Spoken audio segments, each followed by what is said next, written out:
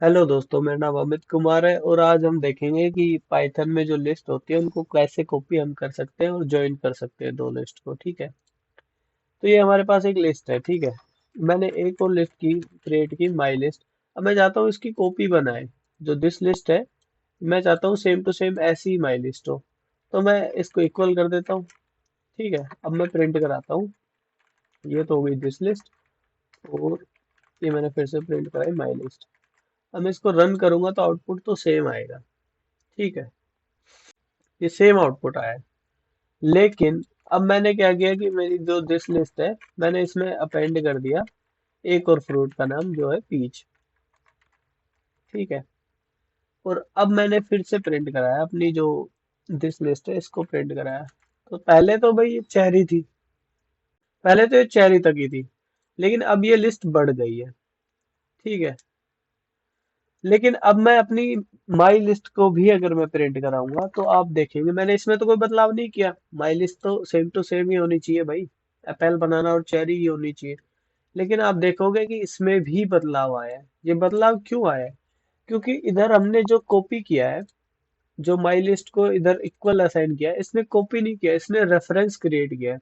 Reference का मतलब ये है कि जो दिस लिस्ट है वो सेम टू सेम है माई लिस्ट के। मतलब दिस लिस्ट में अगर बदलाव होगा तो माई लिस्ट में भी होगा। ठीक है, तो ये एक सही तरीका नहीं है कॉपी करने का, क्योंकि दिस लिस्ट में हमने चेंज किया तो ये माई लिस्ट में भी हो गया।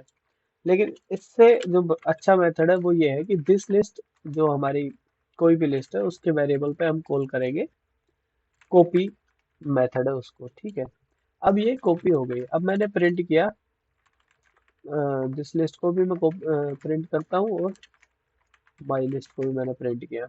ठीक है, तो अब दोनों सेम ही आएंगे। अब तक तो वहां भी सेम आ रहे थे इक्वल इक्वल असाइन करने पे। लेकिन अब मान लो मैं अपनी जो दिस लिस्ट है उसमें मैंने कुछ अपेंड किया, पीच ही अपेंड कर देता हूँ मैं। ठीक है, अब मैं इन दोनों को फिर से प्रिंट कराता हूँ। तो अब आप देखोगे कि सिर्फ दिस लिस्ट में ही जो है बदलाव होगा, ना कि माई लिस्ट आखिर में प्रिंट हो रही है, लेकिन ये सेम टू सेम है। क्योंकि अब ये कॉपी क्रिएट हुई थी, जो कॉपी फंक्शन है उसकी वजह से। जो कॉपी फंक्शन और मेथड दोनों एक ही होते हैं, तो इसकी वजह से अब कॉपी हुई थी, ना कि रेफरेंस क्रिएट हुआ था। तो एक तो ये तरीका है हम कॉपी मेथड को कॉल कर दें। ठीक है, और एक और तरीका है इसमें, हम क्या करेंगे, जो लिस्ट कंस्ट्रक्टर है उसमें जो लिस्ट होती है उसको पास कर देंगे। तो ये भी सेम तरीका है, अगर हम ऐसे रन करेंगे तो भी सेम ही रिजल्ट आएगा। ठीक है, आप देख सकते हैं। ठीक है, ये दोनों यहाँ पे दिए भी हुए हैं कि भाई हम या तो लिस्ट फंक्शन को कॉल कर ले मेथड को।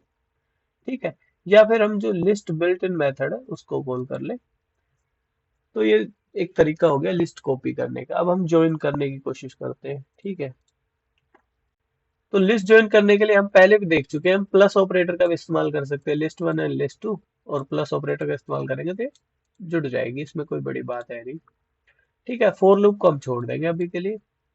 और ये एक्सटेंड मेथड होता है, इससे हम लिस्ट में लिस्ट ही नहीं टपल भी जोड़ सकते हैं। मान लो एक टपल है जिसमें कोई वैल्यू है। ठीक है,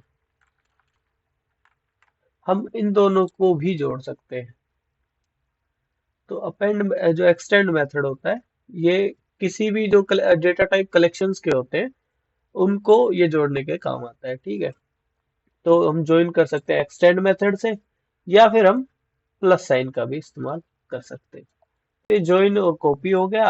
अगली क्लास में हम मेथड्स में जो हमने बच गए हैं वो देखेंगे। इस वीडियो के लिए इतना ही, धन्यवाद।